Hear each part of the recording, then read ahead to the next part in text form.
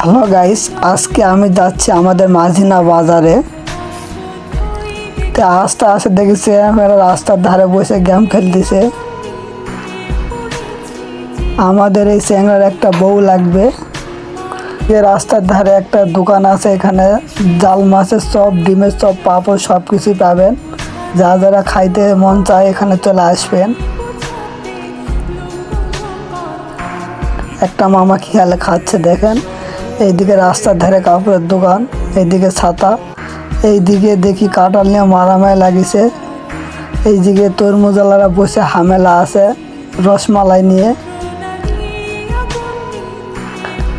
এইদিকে কলার দোকান একটা বইছে, কাকু বেচতেছে। এদিকে মাছ নিয়ে গন্ডগোল লাগিছে, 150 টাকা কেজি। আর এইদিকে দেখেন, এইদিকে দোকানদার হামেলে বসে আছে।